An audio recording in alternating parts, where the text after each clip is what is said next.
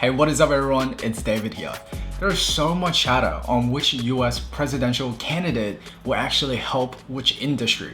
I wanted to use this video as an opportunity to document my thinking around that and how I've formulated a plan to navigate this environment in the next couple of months. As usual, I'll wrap up this video on how badly the markets have destroyed my portfolio. But before I start, let me get the boring stuff out of the way. I'm just a mere mortal and not a professional, so nothing in this video should be taken as personal financial advice. And if you do need help with investing, make sure you go see a real professional. Also, if you learn something new, consider gently smashing that like button right there. And without further ado, let's go! Now it's important to note that this is the first time that I am consciously aware of what's happening around me, especially during a US president election. With previous elections, I was too young to know exactly what was happening. But here are a couple pieces of information I have used to formulate my plan to navigate the environment in the next couple of months. The first point is the stock market in the past have reacted negatively towards political uncertainties. As a matter of fact,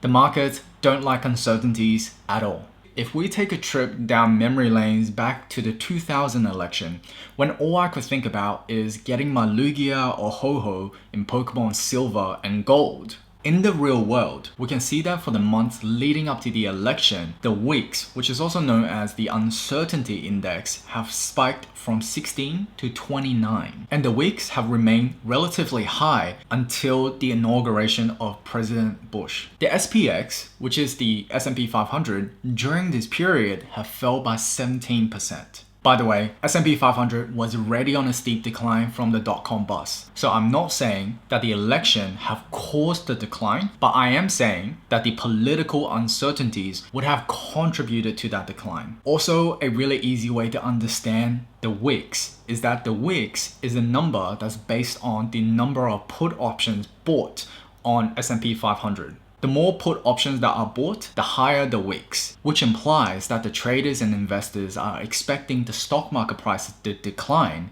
and they are buying put options as a way to protect their downside risk in case if the stock market prices do decline in the future. Fast forward to present day, the wicks is reaching the June 2020 levels as we get really close to the US presidential election date, and we can see that S&P 500 is reacting negatively.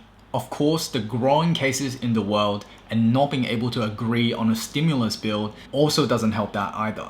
Regardless of the election outcome, I'm anticipating that until the world as a whole have a plan to deal with another shutdown, either via a stimulus bill or a vaccine, I do think the uncertainty around people's jobs, their health, and their productivity are all going to have a downward pressure on the stock market prices. On top of that, there's a real chance that the losing party might not accept the polling results on the basis of interference. The election might be dragged out even longer, and if there's one thing I can share with you in this video is that the stock market does not like uncertainties.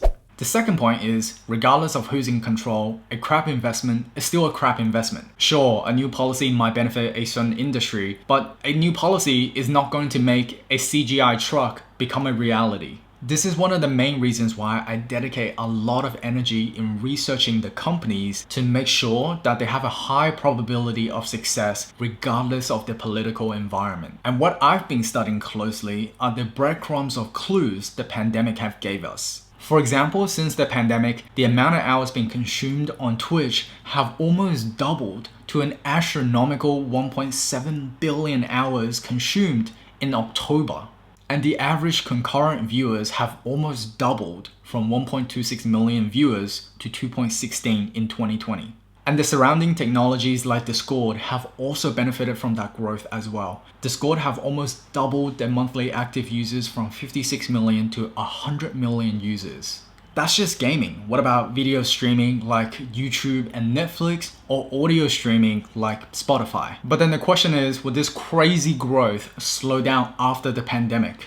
Maybe it would, but I believe that working from home and this long period of lockdown have reshaped our content consumption habits. And we're starting to see more evidence of that in the growing percentage of households cutting their ties with cable TV packages. According to ARK Invest, streaming is currently a $80 billion market, and in 2024, they are estimating that streaming is going to grow to be a $380 billion market.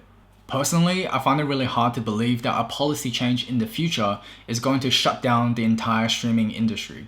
The profitability of streaming revenues could be reduced by policy in the future, but the scalability of this opportunity is so big that it far outweighs the downside risk. And if you follow that breadcrumb, the streaming opportunity actually branches out into multiple other opportunities. Content needs to be stored somewhere. Consumption behavior needs to be analyzed so that you can recommend the right content at the right time. And you need hardware to enable the entire ecosystem to function properly. So my guiding principle is to understand where our world is going and identify opportunities from there. This is the bottom line. Regardless of the election outcome, until we have a proper plan to move forward, I do anticipate that the wicks will stay relatively high because of the uncertainty. But the election outcome and also complications around the election outcome will only add to the level of uncertainty. And all of that uncertainty will have a downward pressure on the stock market prices.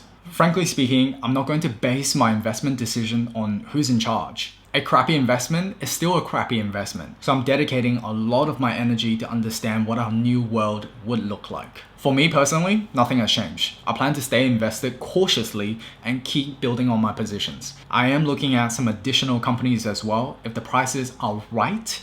But remember, what I say in my videos are not recommendations for you to go buy or sell certain stocks. It's just what I'm doing for myself. Now, before I do a portfolio update, if you want access to my video scripts, my research, and also be part of my fortnightly Q&A, not to mention some additional content pieces, consider supporting this channel via Patreon. Now, I'll leave a link in the description box below for anyone who's interested, but nevertheless, it already means the world that you're watching this video. So thank you very much, and let's jump into a portfolio update. With my CMC market portfolio, it's currently worth $62,600. And a few of you have asked me, how come I have AMD in my CMC market portfolio but not in my stake portfolio?